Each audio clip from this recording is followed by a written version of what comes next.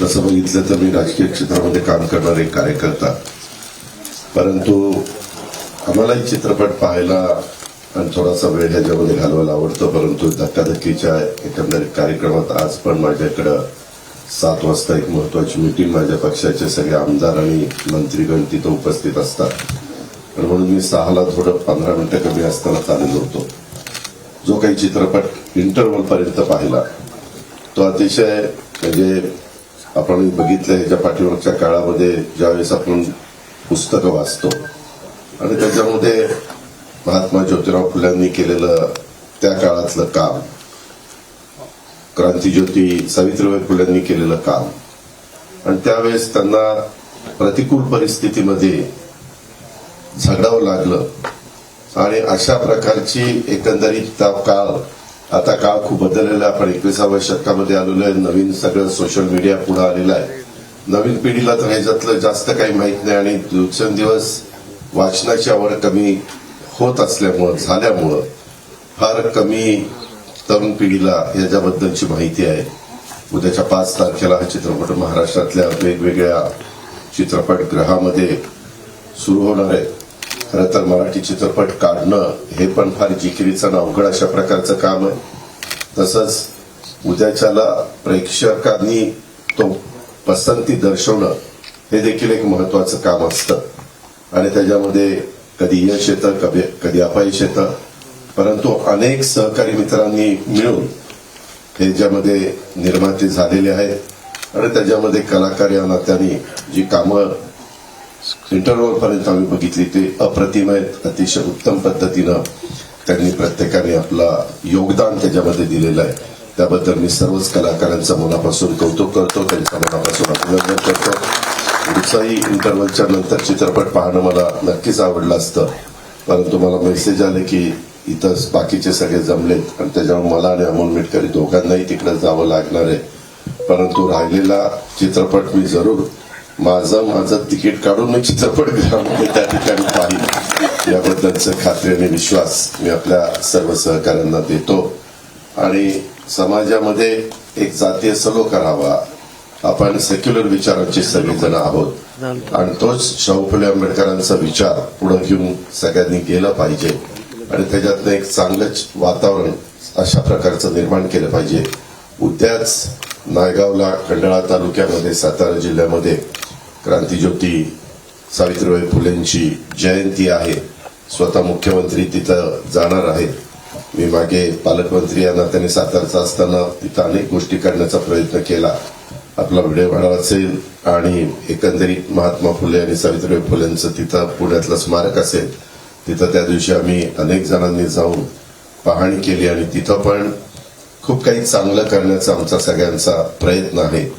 माझी तर तुम्हालाही सगळ्यांना विनंती आहे की जिथं पहिली मुलींची शाळा सावित्रीबाई फुलेंनी सुरू केलेली होती ती आता जागा आपल्या ताब्यात आलेली आहे. सुप्रीम कोर्टाचा पण निकाल आपल्या बाजूने लागलेला आहे. मोकळी जागा केलेली आहे. आता तिथं कशा पद्धतीनं इमारत हेरिटेजच वास्तू आम्हाला बांधायची आहे, ती बांधत असताना काय तिथं भरवावं, कशा पद्धतीनं भरवावं, कारण उद्याच्याला ते बांधल्यानंतर मी अनेक स्मारक अशी बघितलेली महाराष्ट्रामध्ये. आपण करताना खूप काही चांगलं करतो, परंतु त्याच्यामध्ये जो लोकांचा प्रतिसाद मिळाला पाहिजे तशा पद्धतीनं प्रतिसाद मिळत नाही आणि त्याच्यावर हार्ट ऑफ द सिटीमध्ये असणाऱ्या ह्या सगळ्या जागा आहेत. तिथं जो काही खर्च येईल ते करण्याची राज्य सरकारची पण मानसिकता आहे आणि पुणे महानगरपालिकेची पण मी आयुक्तांनी सगळ्यांशी बोललेले आहेत, त्यांची पण मानसिकता त्या ठिकाणी आहे. त्याच्यावर तिथं कुठची अडचण नाहीये.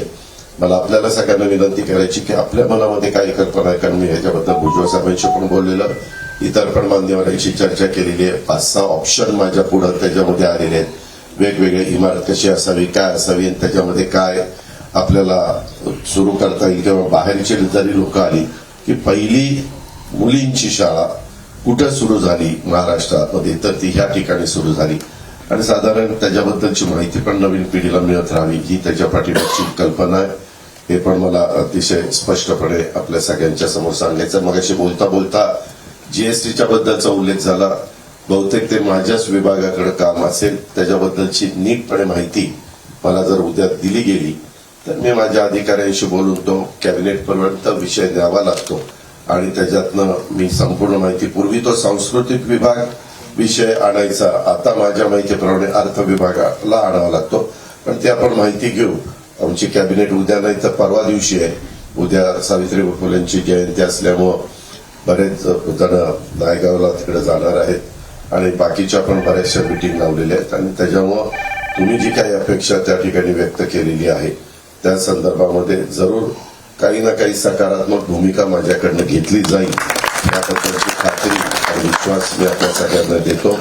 आतापर्यंतचं मध्यंतरापर्यंतचं काम इतकं उत्कृष्ट झालेलं आहे की राहिलेलं अर्ध जे काम आहे पुढचं समाप्तीपर्यंत ते पण तितकंच देखील उत्कृष्ट झालेलं असावं याबद्दलची खात्री बाळगतो, तसा विश्वास व्यक्त करतो. पुन्हा एकदा निर्मात्यांना, दिग्दर्शकांना, सगळ्या कलाकारांना आणि अनेकांनी वेगवेगळ्या प्रकारची भूमिका तिथे केलेली आहे.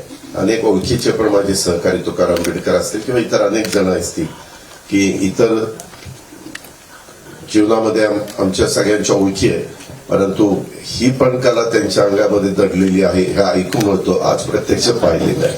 त्याबद्दल त्या सर्वांचंच कलाकारांचं मनापासून कौतुक करतो, अभिनंदन करतो आणि माझे 2 शब्द संपवतो. देश विदेशातील प्रत्येक घडामोडींचे लाईव्ह अपडेट मिळवण्यासाठी आता साम टीव्हीच्या सर्व सोशल मीडिया प्लॅटफॉर्मला लाईक, फॉलो आणि सबस्क्राईब करा. तसंच सर्व नोटिफिकेशनसाठी बेल आयकॉन प्रेस करायला विसरू नका.